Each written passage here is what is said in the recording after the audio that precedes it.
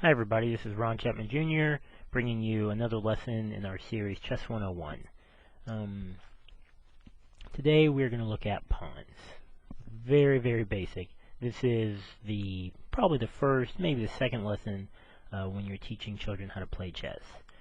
So again, if you know how to play chess, if you've ever learned anything about the game, no need to watch this video. Just the basics. So here we go. First thing pawns can do is move up one square.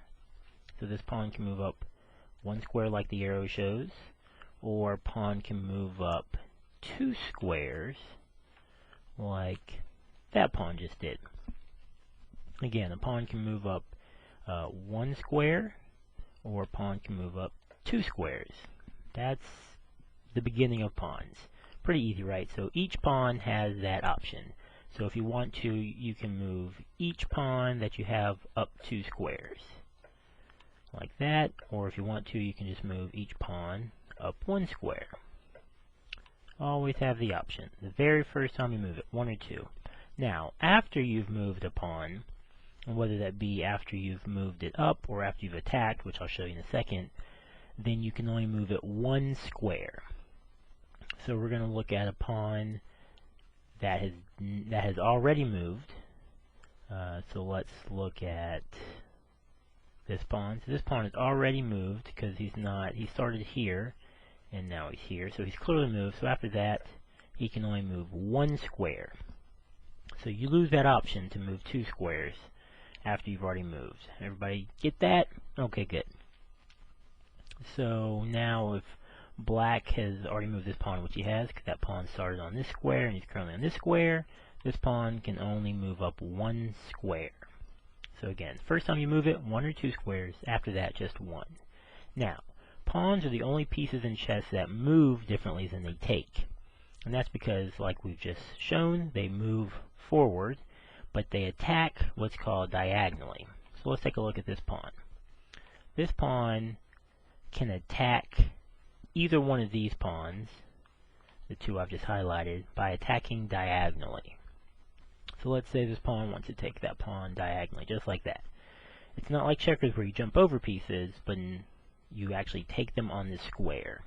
So let's look at this pawn. This pawn can attack diagonally either one of these squares, or either one of these pawns, and so let's say that pawn decides to take going that way.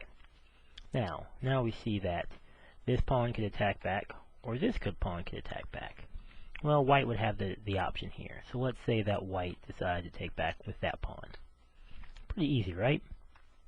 Okay, so again, the basics of pawns so far are pawns can move up one or two squares the very first time. After that, they can only move one, and then they attack by going diagonal.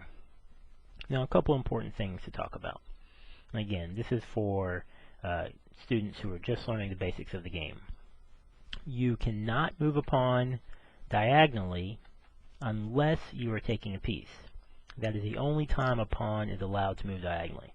So this pawn that I'm currently highlighting, he cannot move diagonally. So I'm going to take those arrows away.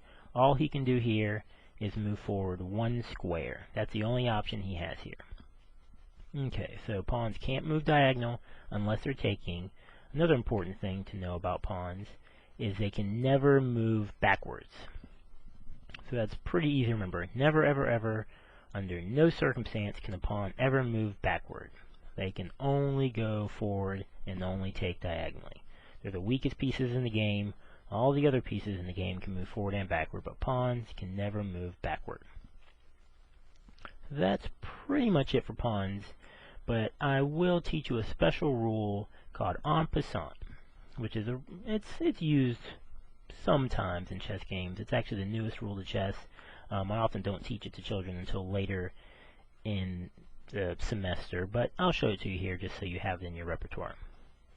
Okay, so if a pawn moves up two squares and jumps past a pawn, so let's say that this pawn right here wants to move up two squares and jump. So he kind of jumped past this pawn. You see how that works? Let's replay that real quick. So he's going to jump up two squares and jump past this pawn. So now this pawn right here, the one I just highlighted, instead of taking where the pawn is, because he can't take going sideways, he can actually take as if that pawn had only jumped up 1. Everybody get that? I'll replay that again. Okay, so this pawn is going to jump up 2, which he has the option to. He can jump up 1 or 2, so he jumps up 2, and now this pawn can take as if that pawn had only moved up 1. Everybody get that? Kind of not complicated, but that's like I said, that's the newest rule to chess, and sometimes people overlook that one, or sometimes don't even understand it. Sometimes adults don't understand that.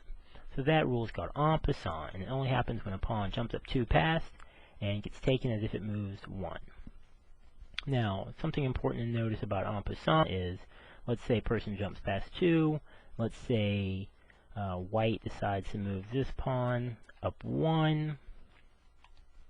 Now, black moves up here. Now, white can't take en passant now, because it's too late. If you don't take en passant as soon as it's available to you, then you kind of give up your right to do so.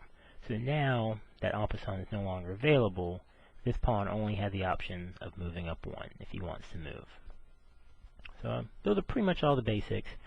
Let me repeat them one more time. Pawns, the very first time you move them, can move 1 or 2 squares. After that, they can only move 1. Pawns attack diagonally, but they can't move diagonally unless they're attacking. They can never move backwards, they can never move sideways. And then en passant is a special rule where you take a pawn that jumped past 2 as if it had only moved 1. So that is the very basics of pawns. I hope you enjoyed and hope you learned something. Thanks for watching. This has been Ron Chapman Jr. with Games for Life. Thanks a lot. Bye.